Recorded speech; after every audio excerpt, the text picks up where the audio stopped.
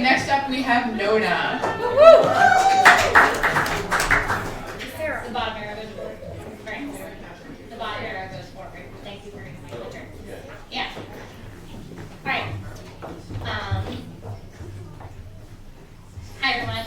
I'm Nona Landis. I'm a lot of things. I'm a dog owner. I'm a West Sider. I am a lover of nerdy board games, and I am first and foremost an educator.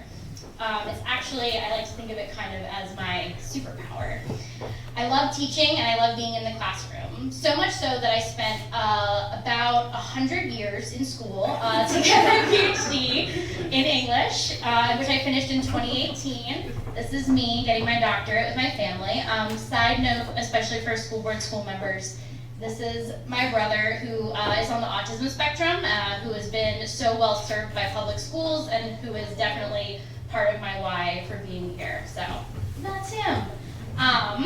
So yeah, I love teaching. I love being a teacher. I've taught in college classrooms and in high school classrooms, and I can say that without a doubt that working with students, helping them think through big, important ideas using books and stories is the kind of work I love most in the world.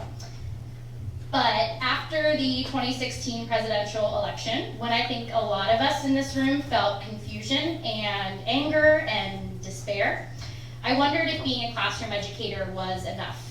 Teaching is obviously important, but was I making enough of an impact in my community or my country to actually affect change? These questions I asked sort of helped me discover my other superpower, which is care and passion. I care so deeply about those around me, whether on a global scale or in my own local neighborhood of Westwood. Shout out to anybody else here from Westwood. I started to feel really compelled to find other avenues for my strengths, which made me wonder whether I should run for office. This led me to Maya Denard's Gals in Government Day. This is the day there I said how to run for office. I was taking notes, was really excited. And then not long after that to the amazing program that is School Board School. I pretty quickly discovered that I do care a lot, but I don't think politics is one of my superpowers. I don't think I have the stamina or the charisma to run an election campaign. Kudos to those who do, and also am open to having my mind changed, but that's kind of where I am right now. School Board School, though, did help me realize that my strength as an educator and my sort of passionate advocacy were maybe not so distinct from each other after all. Through working with my fellow School Board School members, it occurred to me that the classroom, the space of big ideas that I originally cared about most, might actually be one of the most important places in which to enact change.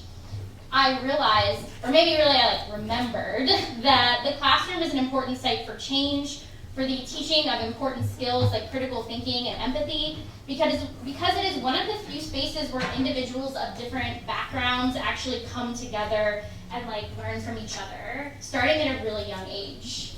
In recognizing this fact, I know that it's important to use teaching tools and methods that really emphasize discussion of challenging issues like race, gender, and other identities. It's also necessary for our classrooms to become welcoming and empowering spaces for diverse students in order for these productive conversations to happen. These values have always been really central to my own teaching practice, and once I said that out loud, once I articulated it, it became a little easier to see how my two superpowers blend together, and it became easier for me to create my own vision for impact. I plan to support and empower other educators who are working to build and maintain equity in their classrooms. And then with that, my goal is to help collect and construct resources for them in curriculum, classroom activities, and pedagogies that emphasize difference, identity, and coalition. I'm still sort of working out the logistics of that, and I don't know what it's going to look like, which is kind of scary, but I know that action is actually probably more important than thinking about the outcome right now. So I want to end with a nod to one way that I think about action, and it's through teaching stories. And one of my favorite stories to teach is, as you might have guessed, superhero stories. So this is one of my favorite superheroes Ms. Marble, who is a Muslim teenager and the daughter of immigrants, and who, like a lot of us, is trying to learn what her place is in the world. And my students just love her, and so I use her so often. And one of her particular mantras is one that has really kind of motivated me through my work in school board school, and that I know will motivate me afterward. And that is that good is not a thing that you are, it's a thing that you do. Thank you.